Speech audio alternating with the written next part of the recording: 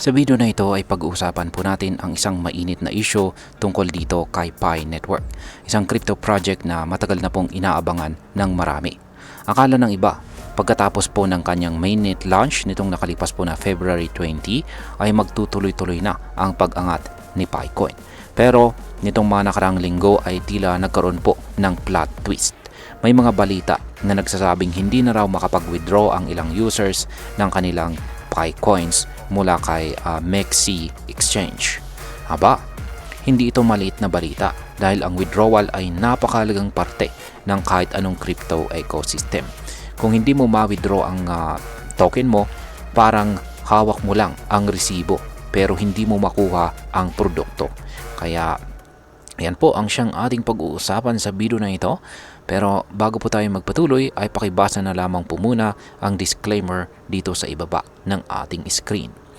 Ayan, ang pinakamalaking tanong natin dito is bakit nga ba sinuspende ang withdrawals ng Picoin or Pi Network sa MEXC?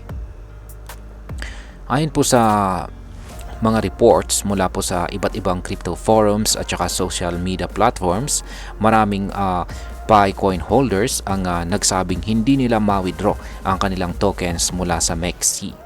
Hindi ito official announcement mula kay MEXC o Pi Network pero consistent po ang reklamo ng mga users. Hindi ibig sabihin na ibig sabihin is may issue po talaga. Mahalagang tandaan natin na si MEXC ay isa sa mga exchange na unang sumuporta kay Pi Network.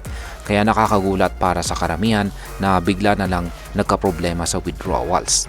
Ang issue po ng withdrawals ay hindi lang basta inconvenience. Malaking epekto po ito sa liquidity ng coin. Kapag walang liquidity, hindi rin gagalaw ang presyo ng maayos dahil wala pong sapat na supply at demand na umiikot sa market. Kaya yan. Ngayon is meron po tayo nakikita rito na isang tweet ni Dr. Altcoin na nagpapakita po na ang withdrawals, yan ang Picoin withdrawals ay mukhang suspended kay MEXC. Kaya yan po yung kanyang screenshot. Pi Network withdrawal network suspended. Withdrawal suspended due to wallet maintenance. Kaya yan, may maintenance po pala sa kanilang wallet. Sa ngayon is wala pang confirm naman na problema kay OKX at saka Bitget.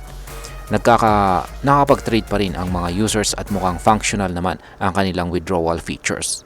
Pero kahit wala pong official issue ay hindi po maiiwasan na kabahan ang mga tao. Kasi kung nangyari ito kay MEXC, possible rin na maaring mangyari ito sa ibang mga exchange kung hindi po malinaw ang status ni Pi Network sa mga exchanges. Ngayon is dito naman po tayo sa technical outlook sa presyo ni Picoin. Kung titingnan po natin ang charts ni Picoin, hindi rin siya nagpapakita ng matibay na momentum ngayon. May mga analyst na nagsasabing nag-fail itong si Picoin or bigo po siyang magkaranas ng breakout mula sa tinatawag na symmetrical triangle pattern.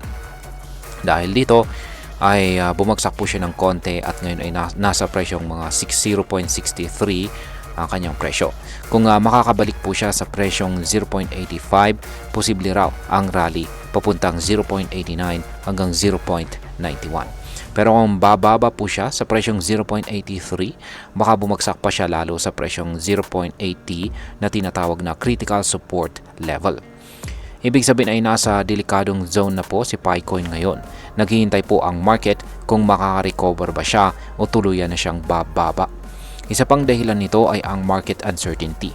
Dahil nga may issue sa withdrawals, nagiging cautious po ang mga traders. Ayaw nilang pumasok kung hindi po malinaw kung safe nga ba ang pag-trade kay Picoin. Ngayon ang sunod po nating tanong dito is may future pa ba itong si Pi Network sa kabila ng mga problemang ito? Yan, kahit may mga problema ngayon, hindi pa rin nawawala ang suporta ng community kay Pi Network.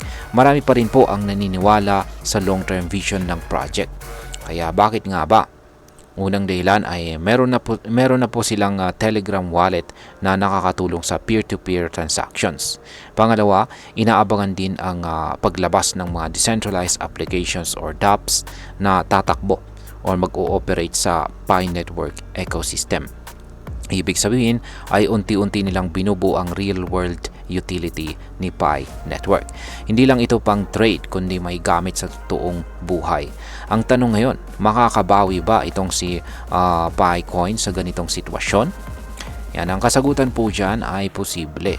Kung maayos po ang issue sa withdrawals, madadagdagan ang exchanges na maglilista sa kanya at mas lalawak po ang gamit ng token, malaki ang chance na bumalik itong si Picoin sa presyo na $1 o baka higit pa.